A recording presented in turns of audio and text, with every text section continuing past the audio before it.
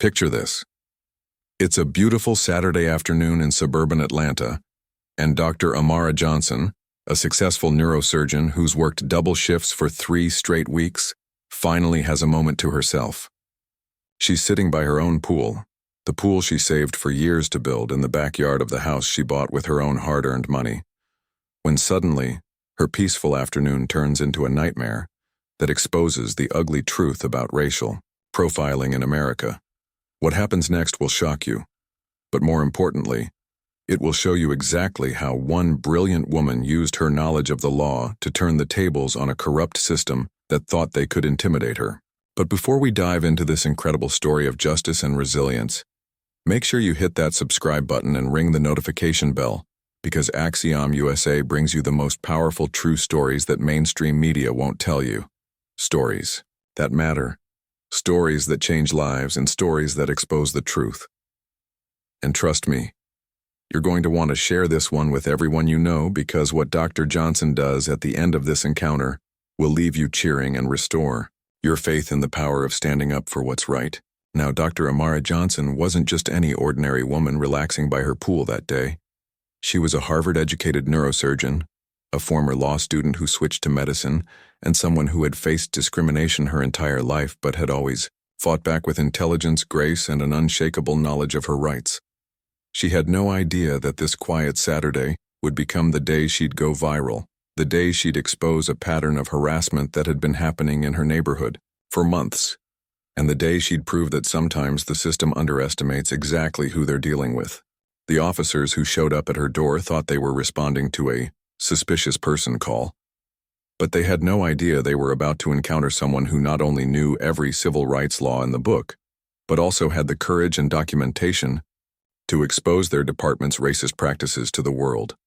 What Dr. Johnson captured on her phone that day didn't just go viral, it sparked investigations, led to policy changes, and became a masterclass in how to handle police harassment while protecting yourself and others. So grab your favorite snack, get comfortable, and prepare to witness one of the most satisfying examples of justice served that you'll ever see, because this story has everything. Tension that'll have you on the edge of your seat, moments that'll make you laugh and cheer, and an ending that proves that knowledge, preparation, and courage can triumph over prejudice and abuse of power.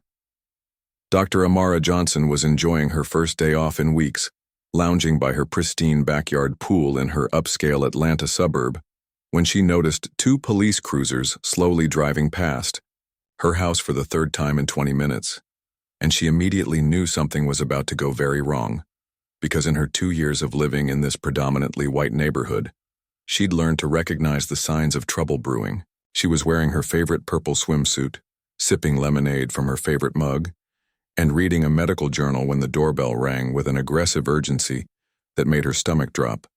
But Dr. Johnson, being the methodical, intelligent woman she was, grabbed her phone, started recording, and calmly walked to the front door where 2 officers, Officer Bradley Stevens and Officer Mike Harrison, were waiting with expressions that immediately told her this wasn't a friendly neighborhood. Check in. Ma'am, we received reports of suspicious activity at this address, Officer Stevens announced with barely concealed disdain, his hand resting on his belt in a way that was clearly meant to intimidate. But Dr. Johnson had dealt with bullies her entire life and wasn't about to be rattled by these 2. Suspicious activity? She asked with a slight smile, her voice steady and professional despite the adrenaline coursing through her veins. Could you be more specific about what exactly was suspicious about a homeowner sitting by her own pool? Officer Harrison stepped forward, clearly frustrated by her calm demeanor, and demanded to see identification proving she lived there, which was when Dr. Johnson realized this wasn't just harassment, this was a pattern, and she was about to expose it.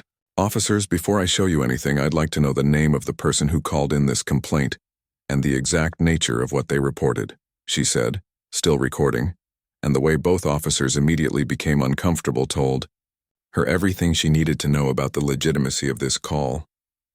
What happened next was like watching a masterclass in civil rights law, because Dr. Johnson began calmly explaining that she was under no legal obligation to prove her residence to officers who couldn't articulate reasonable suspicion of any actual crime, while simultaneously texting her neighbor Marcus Williams a retired police chief who had become her friend and ally, to come over as a witness. But here's where this story takes an incredible turn that will blow your mind. Dr. Johnson had been secretly documenting every single incident of harassment in her neighborhood for months, and she was about to reveal evidence that would shock these officers and expose a systematic pattern of racial profiling that went all the way to the top of their department. The tension was thick as Officer Stevens grew increasingly agitated, demanding she stop recording and threatening to arrest her for obstruction, which was exactly the wrong thing to say to someone who had spent years studying law before switching to medicine, because Dr. Johnson immediately recited the exact legal statute that protected her right to record police interactions on her own property. Meanwhile, her phone was not only recording the encounter, but also live streaming to her social media accounts, where hundreds of people were already watching and sharing, turning this local incident into a viral moment that would soon reach millions.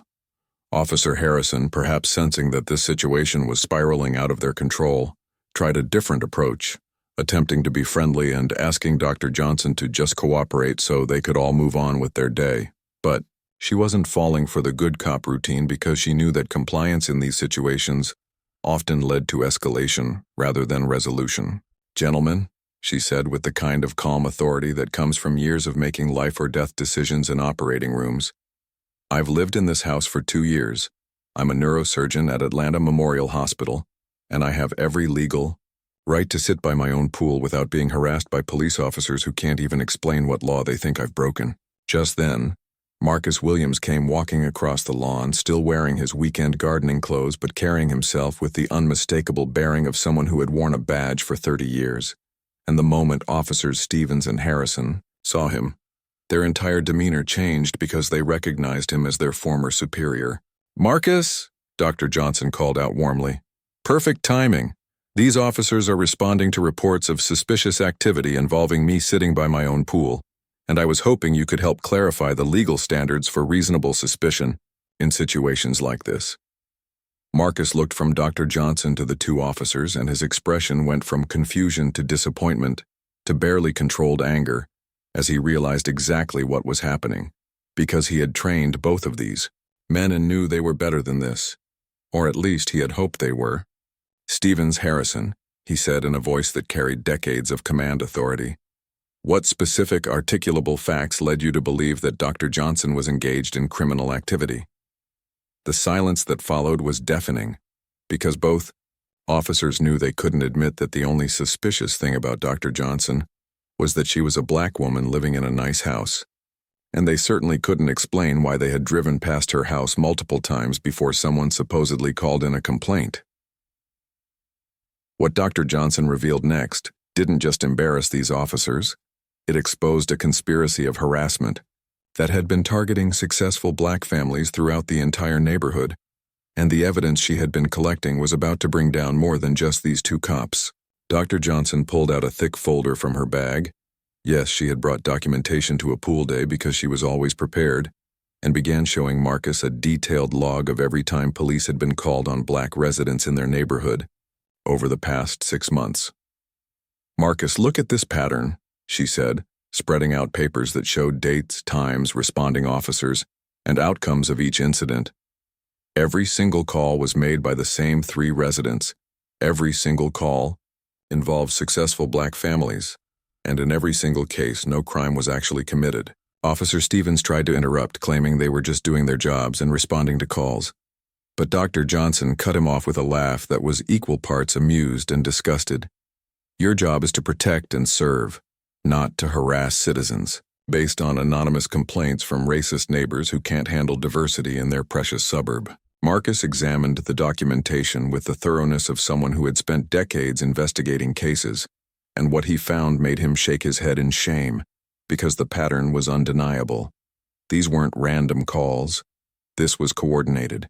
Harassment using police as a weapon against black families who had dared to move into a traditionally white neighborhood. "Dr. Johnson," Marcus said formally, loud enough for the officers and the live stream to hear, "based on this documentation and what I've witnessed today, you appear to be the victim of harassment facilitated by members of my former department, and I strongly recommend you file formal complaints with Internal Affairs. the mayor's office, and the Justice Department. The two officers realized they had walked into a trap of their own making, because not only was their harassment being documented and broadcast live, but they were now facing the prospect of a formal investigation led by someone who knew exactly where all the departmental skeletons were buried. Officer Harrison tried one last desperate attempt to control the narrative, claiming they were just trying to keep the neighborhood safe. But Dr. Johnson wasn't having it. Safe from what?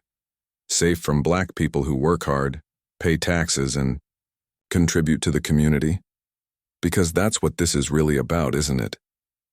The live stream had now reached over 10,000 viewers, with comments pouring in from people sharing their own experiences with racial profiling and praising Dr. Johnson for her courage and composure, turning this local incident into a national conversation about systemic racism in law enforcement. Marcus pulled out his own phone and started making calls right there on the spot to contacts in internal affairs, the FBI's Civil Rights Division, and local civil rights organizations, because he knew that this kind of pattern harassment was exactly the type of case that federal authorities loved to prosecute. "Gentlemen," Dr. Johnson said to the two officers, who were now looking like they wanted to be anywhere else in the world, "you came here to intimidate me, but instead you've helped me expose a system of harassment that's been targeting families like mine for months, and now that system is going to face the consequences."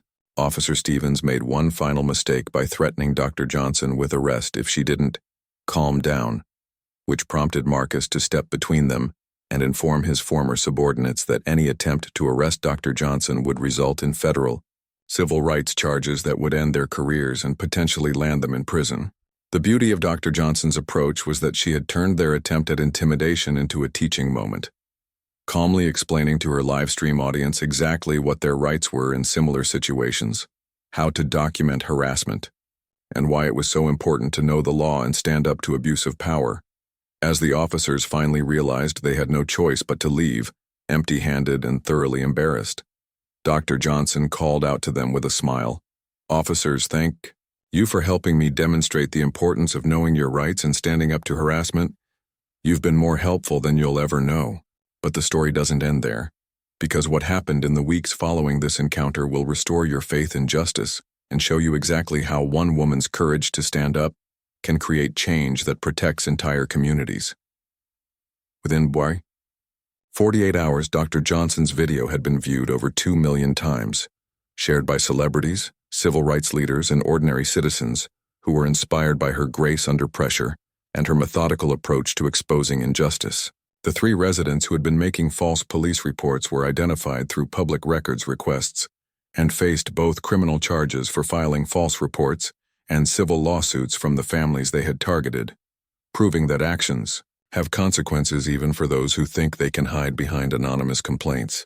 Officer Stevens and Officer Harrison were suspended pending investigation, later fired for violating department policies regarding reasonable suspicion and proper conduct, and are now facing federal civil rights charges that could result in significant prison time and permanent bans from law enforcement.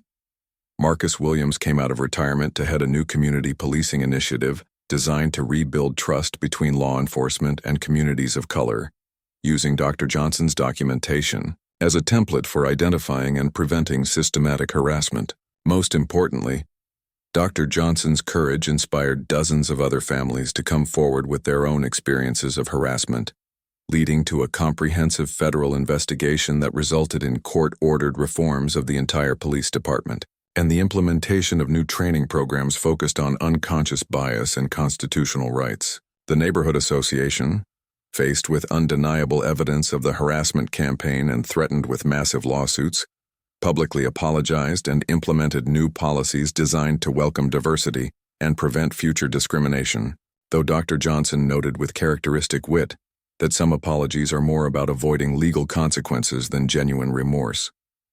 Dr. Johnson used her newfound platform to launch a nonprofit organization that provides legal education and support to families facing similar harassment, because she understood that not everyone has her advantages of education, resources, and community connections, but everyone deserves to live with dignity and respect. 6 months later, she was invited to speak at the White House about police reform, testified before Congress about systematic racism in suburban law enforcement, and became a powerful voice for change, who proved that sometimes the most effective activism comes from simply refusing to accept injustice and having the courage to document and expose it.